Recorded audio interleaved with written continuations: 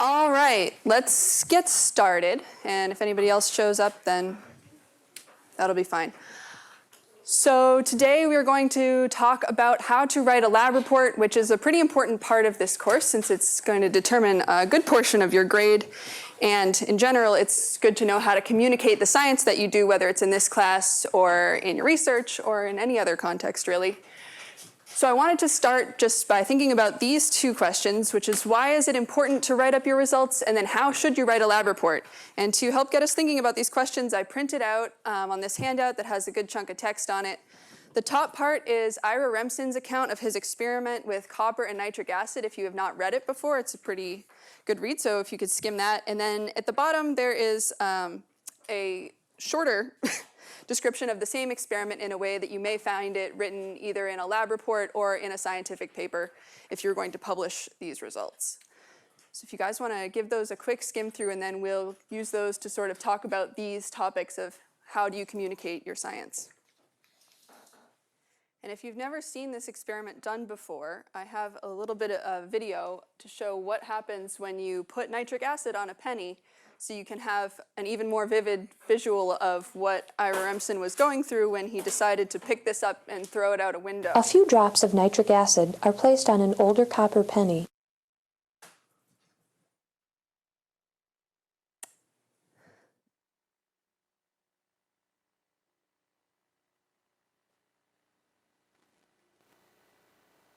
And it goes for a while.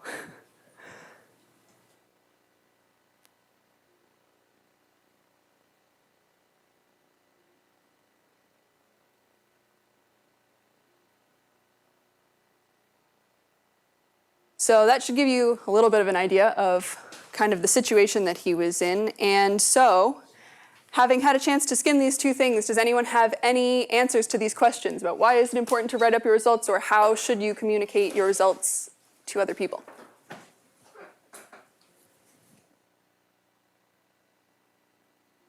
Yeah? So it's like not ambiguous, so people know what to expect, or they know how to handle the situation. This is act upon, so it's just like, oh, let's see what happens.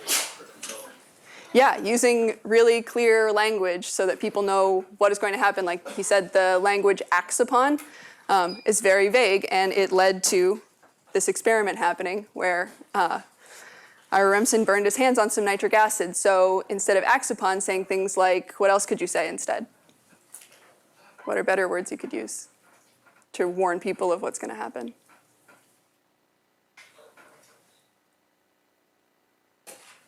Yeah. Yeah, corrosive, those things that Scott talked about in his safety lecture. So some of the general terms that we use to describe chemicals, it's corrosive, it will burn, creates toxic gases, is carcinogenic, things like that. What other sort of guidelines should there be for how you want your results written up? Yeah? Indicate amounts so it doesn't become too enough that they Yeah. Yeah, definitely. You want to communicate how much you used. So in that first experiment, he said, I put some nitric acid on a penny. So you don't know what scale that was on or what scale it can be safely done at. So using exact quantities so that if somebody is going to redo the experiment, they would know exactly how much you used and what they should expect. In terms of the length of these two pieces of writing, which one is easier to read? The bottom one. So being clear and concise, using objective, short sentences so that people can follow what you're writing and they don't have to read this whole huge chunk of text in order to get the gist of what's going on. So those are some things to keep in mind while writing up your lab report.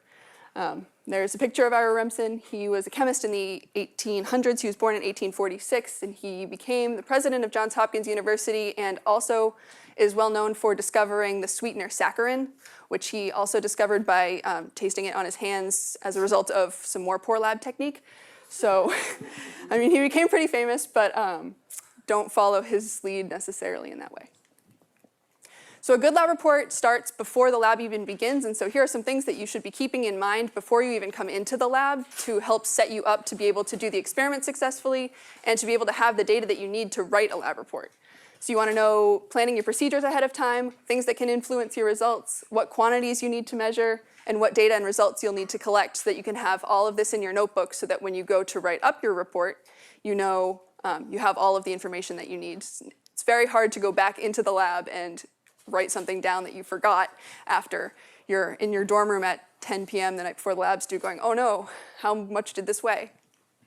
So you want to plan out ahead of time what you're going to need to collect. There are a bunch of parts of the lab report, and this looks slightly overwhelming, but it's actually there to help you kind of organize your thoughts and present things in a format that other people can recognize. So if you've ever written a report for another course, or if you've read scientific articles in the literature, these titles may seem pretty familiar to you. You guys written lab reports for other classes before? Yes? Read articles, most of you, maybe? Okay. So we're going to go through these parts of the lab report and talk about in detail what belongs in each section, and we're going to try to do that in the context of the Ferrocene experiment to help you guys sort of plan out your report for the one that you're going to have to write starting next week. Hopefully you've already started little pieces of it. So the first thing is the title. That's usually pretty boring. Keep it straight to the point. Have it have something to do with what the experiment that you did is. And then the first thing that you're going to write after the title is the abstract. And the abstract that you guys are probably pretty familiar with is very short. It's 3 to 4 sentences. Keep it in complete sentences, though. And then you discuss the point of the experiment. You briefly tell what you did and what you found. You can talk about your results.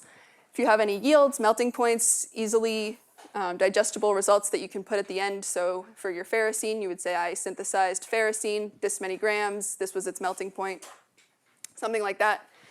And the abstract is best written at the end of your report. So after you've done everything else, then you can go back and write the abstract. Because the abstract is essentially just a short summary of everything else you've written. So if all the other stuff is there, then you can look at each section, take a sentence out of it, smush it all together, and then you have your abstract. So then after your abstract on the start, and the guidelines for how to format this and how to write everything are in your lab manual, so you should definitely look at those while you are preparing your lab report. And it'll tell you that after the abstract that goes on your first page, the start of the second page of the lab report is going to be your introduction. And the introduction should probably be about a page or two long, give or take, depending on the experiment and how much you need to introduce ahead of time.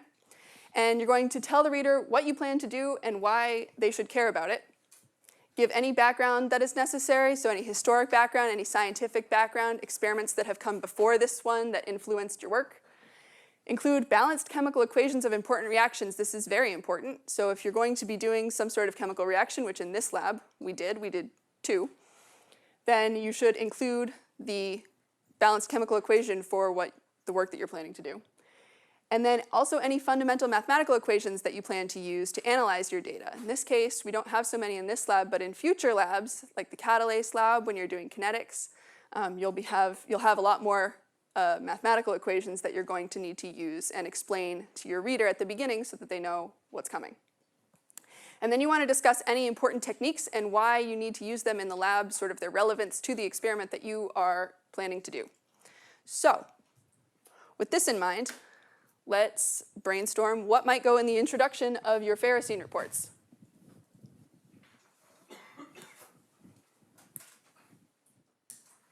So you can think about the ferrocene lecture from Tuesday, stuff you've done in the lab so far. Yeah. Like how it was discovered and how it launched to like transition metal chemistry. Yeah. The discovery and history of ferrocene and other organometallic chemistry.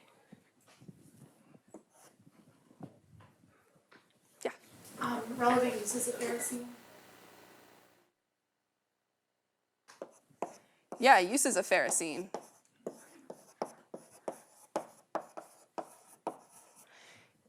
You guys perform the acetylation of ferrocene, so why do we care that you can add different groups to the ferrocene rings? It's a good thing to mention. So we've got some historic and scientific background. What else can we put in there?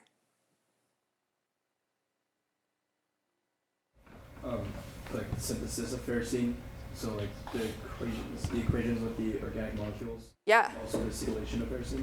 Yep. chemical equations.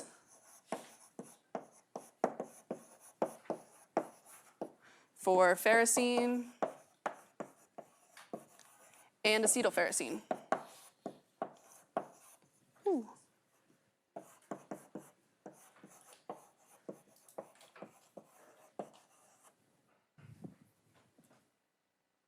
All right, we got our balanced chemical equations. Do we have any mathematical equations that we need?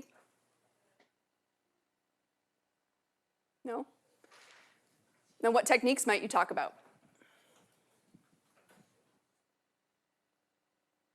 Yeah. Refine and sublimation. Yeah, sublimation.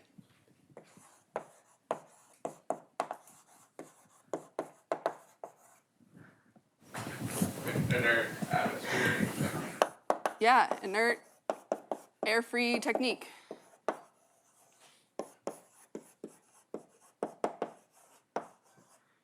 Yeah, so you want to talk about that and why we care about that in relation to what could happen to the different components of our ferrocene synthesis. What other techniques? Thin layer chromatography. Yeah, TLC. And the column.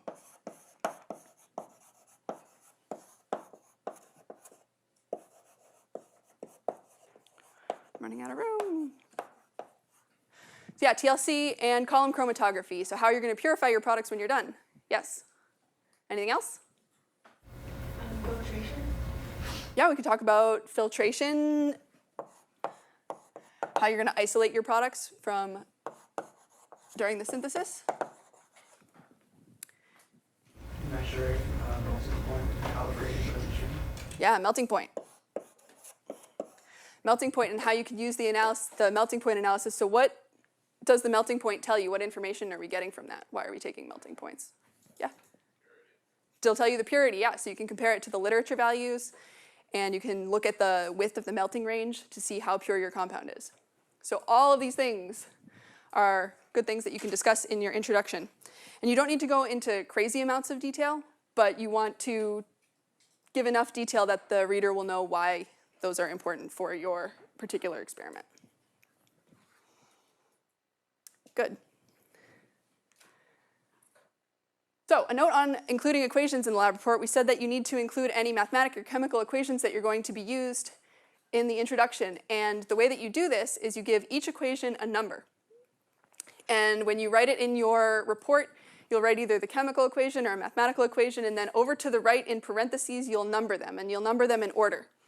And you can either number them, both the chemical and the mathematical equations sequentially, so you can just, any equation, no matter what kind it is, just go 1, 2, 3 all the way down. Or, if you want, you can separate and have one of the types of equations be in just regular numbers and then the other one in Roman numerals. Both formats are acceptable. And if you have any questions about how to do any of the formatting things I'm going to talk to you about, it's all from the ACS style guide. So we have these books in the lab. If you want to borrow one, there's some information online as well, or you can talk to me or John or the TAs if you have questions and can't find anything. But that's where all of the information for how to format things from this presentation are coming from. So we're going to use ACS formatting for everything. And then the important thing is that equations and anything else that you add, like tables and figures, and we'll talk about those in a little bit, they can't stand on their own. You must reference them in the text. So you can't just throw an equation up here and not talk about it. You'll have to throw in a sentence that says the reaction of copper and nitric acid as shown in equation 1. So the next part is procedures and observations. So this includes what you actually did in the lab, and the really important thing about this is that it has to match what is in your lab notebook. So we already gave you an idealized version of the procedure, of kind of an idea of how you're supposed to be doing it, but we want to know what actually happened when you did the experiment. So if you accidentally added twice as much cyclopentadiene as you were supposed to, write that in your procedure. Don't just recopy what is in the lab notebook.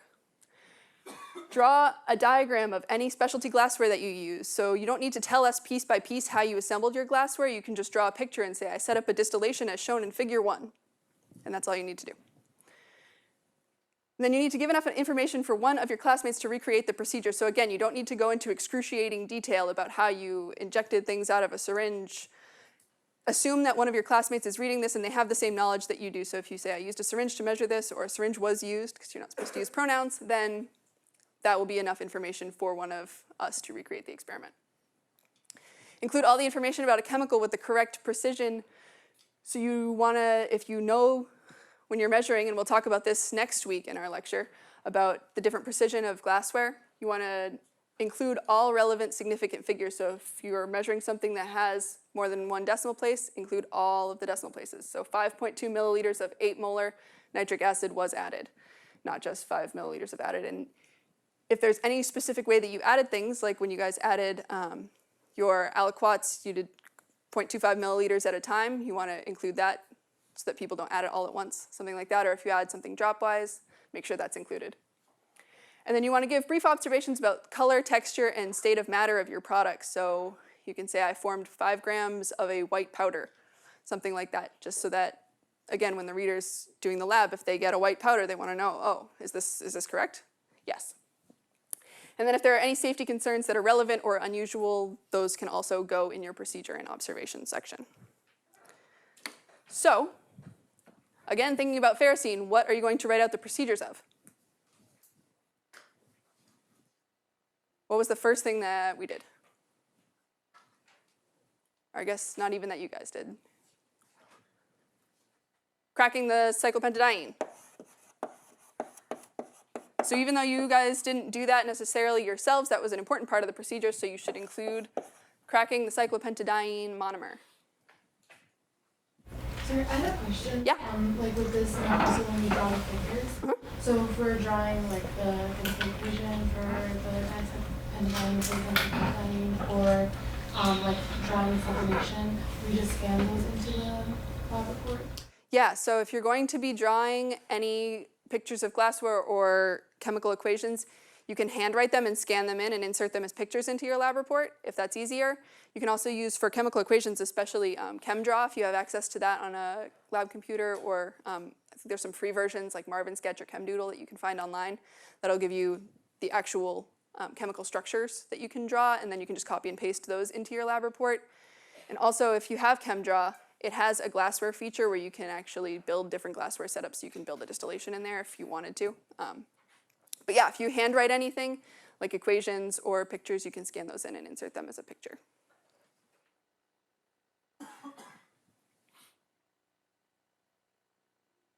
So once you crack the CP, what was the next big part of the procedure?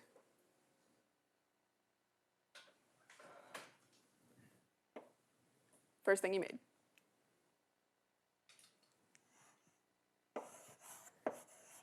We'll just call it synthesis of ferrocene.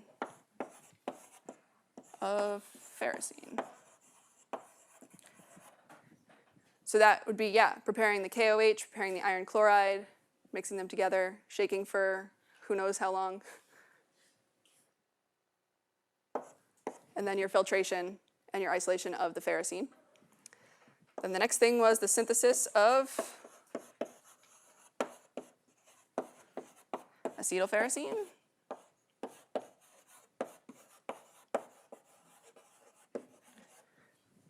Which some of you have done and some of you will do today. And then what are we doing next week, the last day? TLC?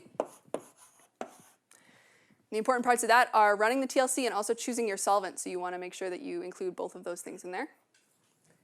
And then what's the last thing we're going to do to purify the product? Column chromatography. So you'll have a bunch of different parts to the procedure for this lab and for most of the labs that we do, especially since they're all multiple day labs. So you will have a lot of things to write about in the procedure, and so you want to keep those straight between your days. And this is where your lab notebook and the notes that you take in the lab are going to be super important and helpful in writing up what is happening in this section of the lab. The way that you write, especially the whole lab report, but especially the procedure and observation section, is in the third person passive voice, and this kind of feels awkward for a lot of people at first, but instead of writing something like, I added 5 milliliters of nitric acid to the copper, it took this long, and I used 6.2 molar nitric acid in copper shavings, you would write it in the passive voice. So to a round bottom flask containing copper metal shavings was added 5 milliliters of nitric acid. The acid was added dropwise over the course of 15 minutes.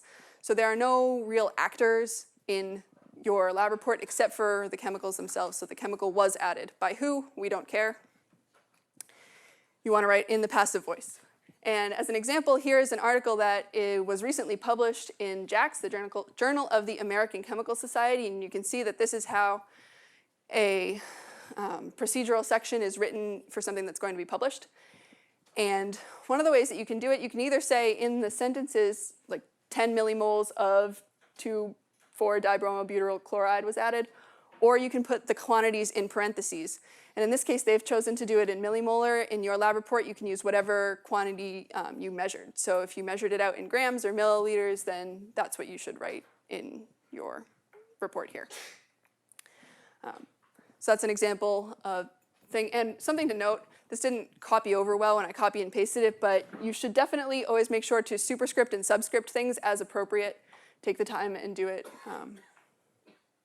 Yeah, that should go without saying.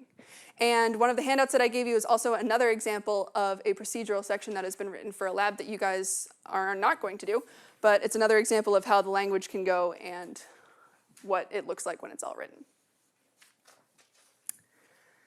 The next section is the results. So the results that you collected are going to be summarized in your results section, obviously. This is best done using tables or graphs if you can.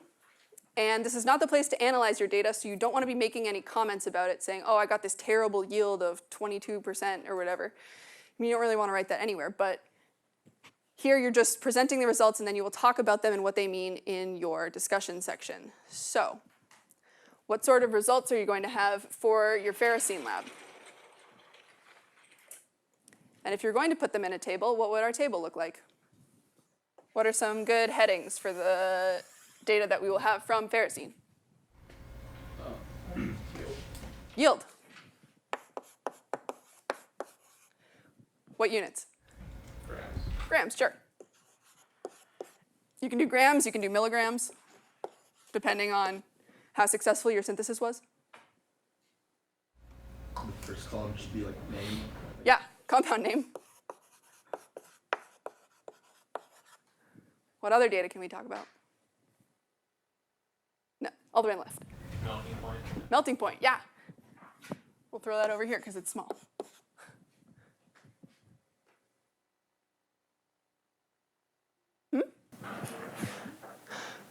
Molecular weight's not necessarily a result, so that would be something that you could include in your calculations when you're doing your theoretical yield calculation, something like that. What? RF. RF. So you could include that in a table, but it may be smart to do a separate table for your RF values, but that definitely should be in there. Yeah? I mean, you could include like qualitative, like appearance, color. Yeah.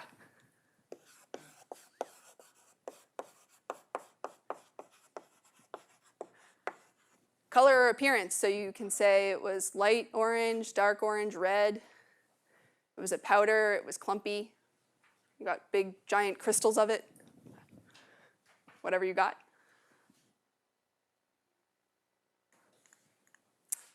What other information are we going to get?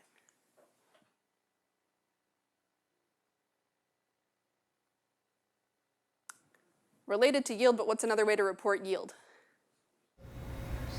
Percent yield, yeah.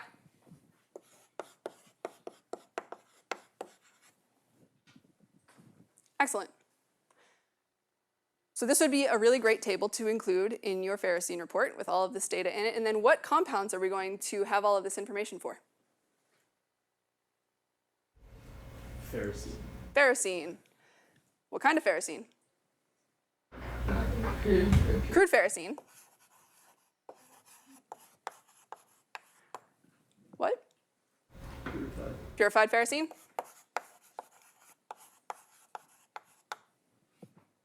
And? Acetylferrocene, both crude and pure of that as well, yes? Pre and post column.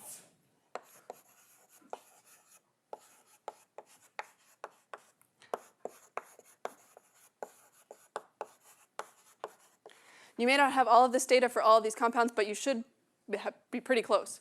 And if you made any diacetylferrocene, you can put that in here too. If you have enough to collect off of your column, you'll find out next week if you have enough of that.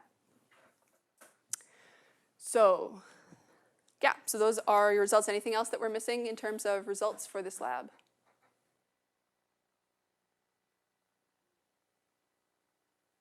Oh, that looks pretty good.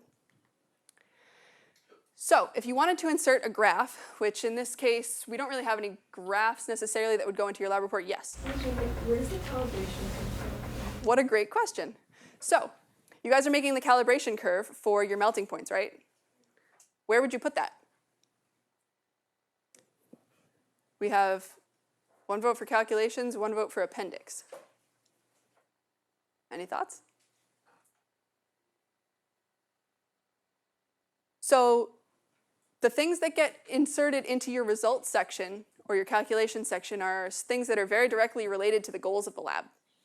So if you need something to get whatever data that you care about. So in the, like in the catalase lab that you guys are going to be doing, you'll need to make graphs in order to get some rate constant data.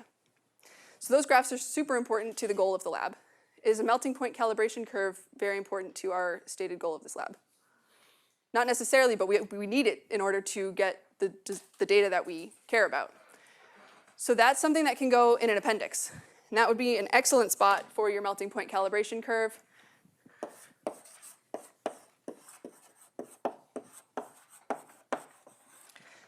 Because just like anything else, if you put something in an appendix, you need to reference it in your lab, because why would you include it anywhere if it doesn't matter for your lab? Similarly, would the procedure for that go in the procedures, or would we not include that? The procedure for making the melting point calibration curve? That's a good question.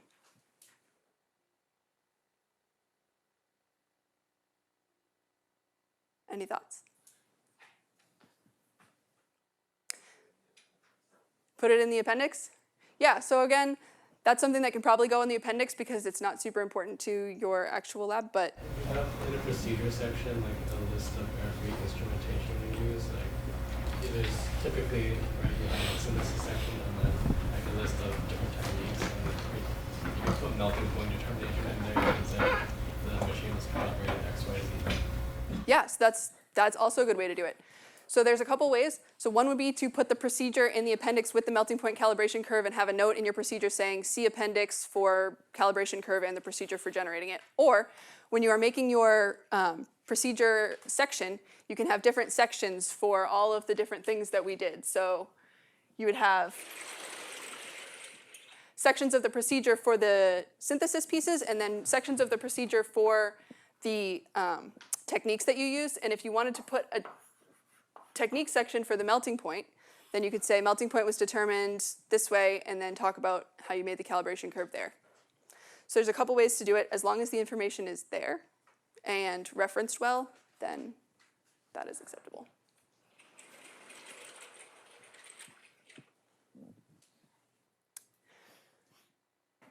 So if you are planning to insert a graph into your lab report, if you want to put the calibration curve or any other graph that you make throughout the semester into your lab report, you will insert it as a figure. And the way that you reference your figures is that you insert the figure or the graph or whatever it may be, and then you need to put a caption which goes underneath the figure or the graph. And even though this is a graph, it gets labeled as figure 1, and then you number your figures 1, 2, 3, 4, 5, as many as you have throughout your lab report. And then you need some sort of description of what the figure is or what the graph is showing. And if it's a graph, then you need to make sure that the graph itself has a title and axes that are labeled with units. That kind of goes without saying, and a legend if you need one. And then all of that information also gets reiterated in the caption. But the caption goes below the graph, which is important because if you're going to insert a table, then the tables also get inserted. However, they are called tables, and the caption goes above the table. So you want to make sure when you have your table that you have all of your columns with headings and with appropriate units. And if you choose a unit that gives you a reasonable number of digits in your data, and if something is getting out of hand, or if you have one measurement that's on a different scale than the others, use scientific notation. Or you can change the units for one column, but try to avoid that. So yeah, that's how you insert a table into your lab report. Calculations. So anytime that you present data that was not directly measured, you need to show how it was calculated with appropriate units. So when the data is presented, you should show an equation, so the general form of the equation that you're using, a sample calculation with one set of your data, and then the final answer. So if you're going to be doing a calculation repeatedly, like percent yield, you're going to calculate percent yields for a whole bunch of different compounds. You just need to show the calculation once, and then just show the percent yields for the other 3 compounds that you're calculating it for. If there are lengthy calculations that you can do in an Excel spreadsheet, then you can include the Excel spreadsheet in an appendix, as long as in your report you have shown a sample calculation and the equations that you're using to get all of the data in that Excel spreadsheet.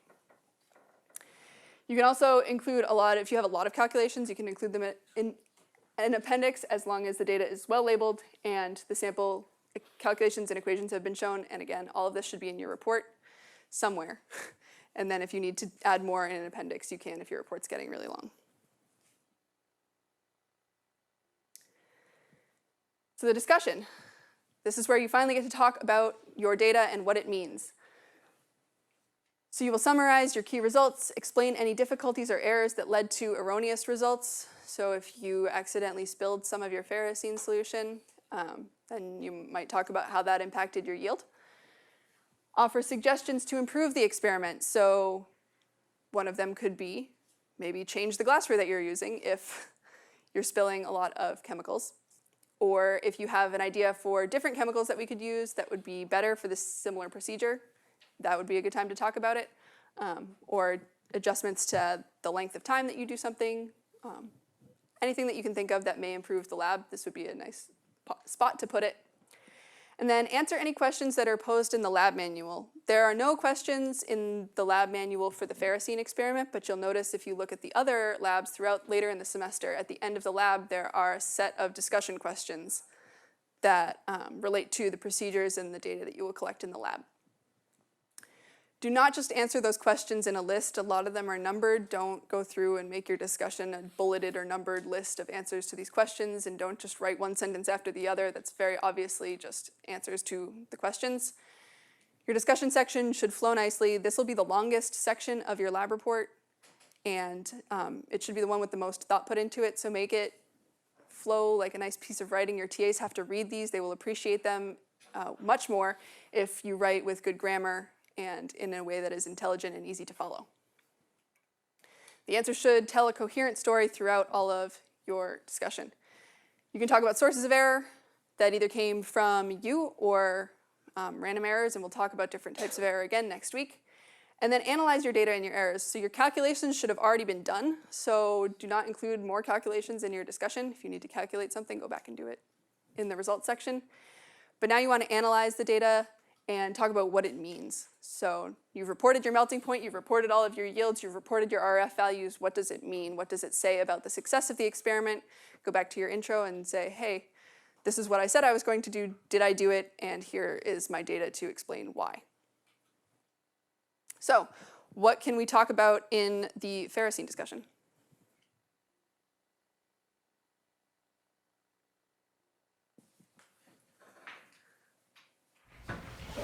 We could discuss how our percent yield isn't 100% because of errors, potentially because we didn't scrape all the ferrocene off the coaster dish, something like that. Yeah, different. So you can talk about your percent yield. It's not going to be 100%. And why might that be? So different parts of the procedure. Where did you lose product?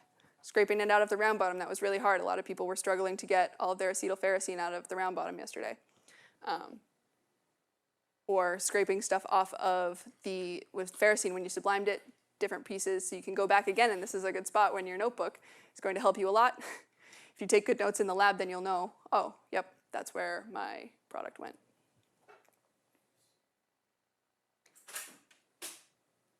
What else can we talk about? So after we do go-tard, the experiment will have the percentage of different compounds in the product, so we'll propose some hypotheses and hypotheses. Yeah, so after you do your TLC, you'll have one way to tell how pure your final mixture was. Did you still have ferrocene left when you thought you only had made acetylferrocene? So amounts of compounds left over.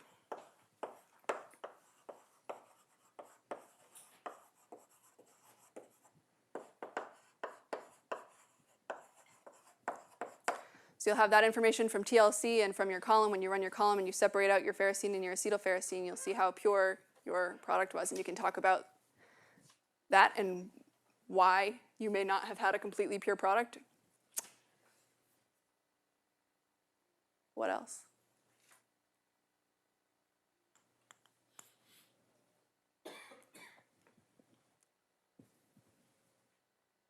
So what else is in our results chart that we have not discussed over here? Melting ranges. Melting point, and what does that tell us?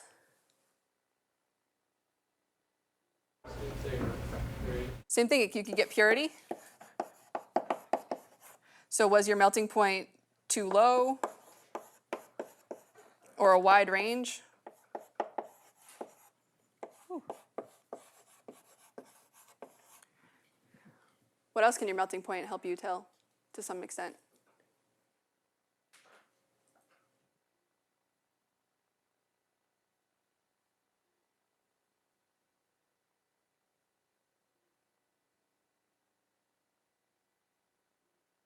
In our case, we're kind of using it to determine the identity of our products, right? Because we don't have a lot of really spectroscopic ways of characterizing this product, so we are going to use it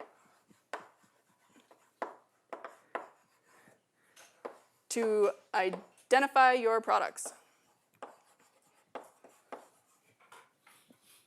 So you can tell us how pure your product was and then compare to the literature to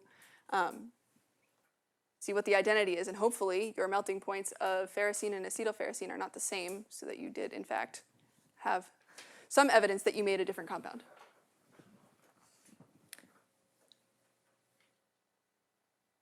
Anything else?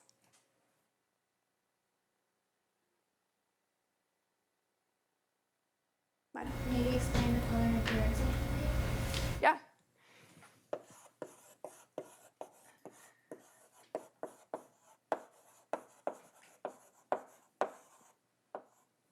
So you can again bring in some more of your results, talk about the color and the appearance of things. So your ferrocene and your acetylferrocene are different colors, so you can talk about why that might be and how you can use that to identify your different compounds, especially on your TLC plate.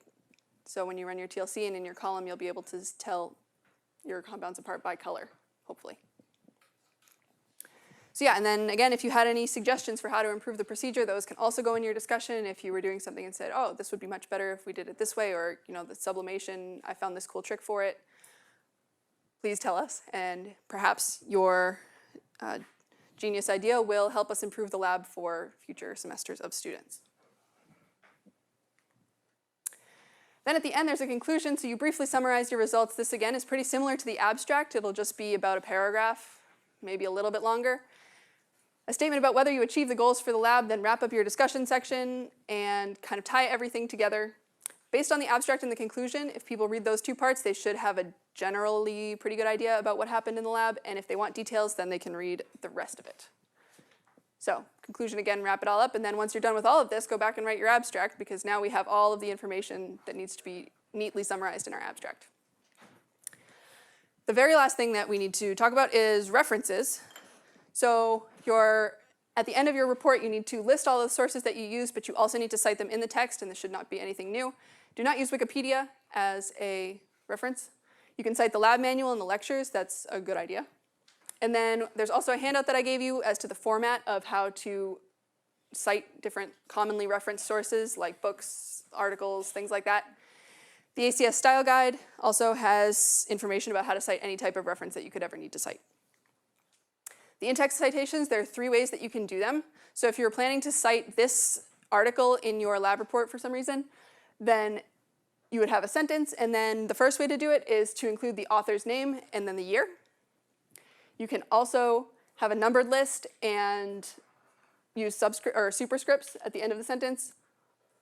Or the last way is to put the number of the reference in parentheses and italics at the end of the sentence. So up to you, all 3 ways are ACS approved, whichever one you find the easiest or most familiar. Appendices, we already talked about this a little bit. It's a really good way to include relevant information that doesn't fit well into the body of the lab report, or maybe isn't the most important thing to the goal that you're trying to achieve. They don't count towards your page limit, so if your lab report is getting long and you can find things that would go in the appendix, that's not a bad thing.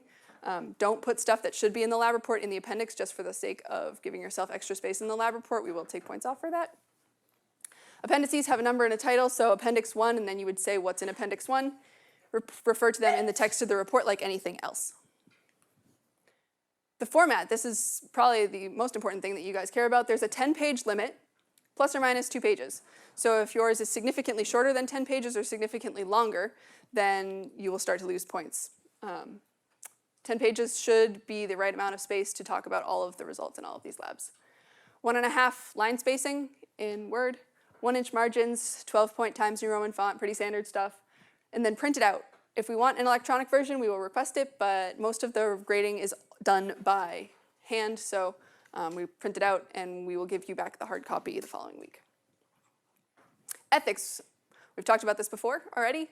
But do your own work, don't use lab reports from prior students, do not copy and paste anything that you did not write yourself, cite your sources, and do not go looking for similar reports on the internet. Some of the labs that we do here are similar to labs that they do other places. Some of them are wildly different, so you won't find anything anyway.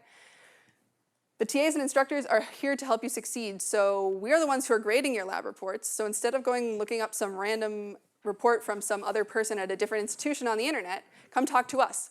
We are the ones who know how we will be grading it, what we are looking for, and what you did specifically, so we can help you write your lab report the best way possible.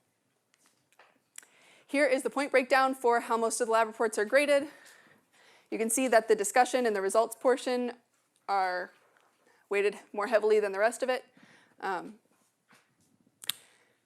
In the Esther lab, you will be identifying an unknown, and so that's only for one lab, which is why there are ranges on here. It kind of varies from lab to lab based on how much time and effort you're going to be putting into each of the sections.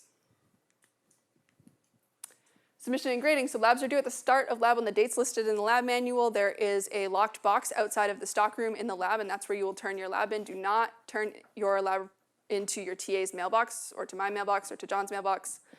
It goes into the lockbox. Then the TAs will collect them. They will grade them, and they will be returned 1 week from when you turned it in. So if you have a Monday, Wednesday lab, if you turn your lab in on Monday, it will be graded the following Monday. When you get it back on that following Monday, you have 1 week to dispute any points with your TA. So they'll give you back the lab report with their comments on it, and if you disagree with something, talk to your TA, try to figure out why they graded it the way they did, if you guys can resolve whatever point conflict you think that you're having, if the TA made a mistake, if you made a mistake and didn't realize it.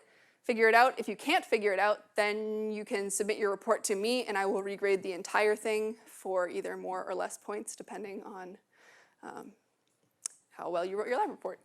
So that's the last resort, is giving it to me. And then grades will be posted on Stellar 1 week after the reports are returned once any point disputes have been resolved, so that you'll be able to keep track of your scores. Looking ahead. The final report is an oral report. It'll be a chalk talk, so no PowerPoints. You'll get a chalkboard and any handouts that you want to bring. It'll be you and your TAs, and you'll have to convince them that you understand the experiment and your data analysis. So this will be for the final report of the semester, so it's a long ways off, but I wanted to give you a heads up just as something to be thinking about. It's the same information that's in a written report, it's just a different way of presenting it, and it should not be scary. You guys know what you're doing, and by that point, you'll definitely know what you're doing. And the TAs are obviously here to help you guys with anything that you need. And there will be a couple of courses or class lectures later in the semester where the TAs will give you beautiful examples of good oral reports and bad oral reports. So if you want to come see your TA's acting skills, put that on your calendar. Does anyone have any questions about anything that we have talked about today? Yeah. For like equations and figures that we draw, you said you want them in physical form. Can we draw it directly in the lab report, or should we draw, scan them, and then hand them and scan, draw? You should scan them in and put them in your lab report and print it out all together. Try not to write extra notes on the end afterwards, yeah. We want to have everything printed so that it doesn't get confused with the TA's notes and people adding things after they've been graded. Yeah? So you talked about having off hours before having the labs turned in. Yes. Are those on Stellar? They will be. So yeah, there will be office hours before every lab report is turned in, and the TAs are going to, they'll be posted on Stellar next week once we schedule it with all the TAs. Great.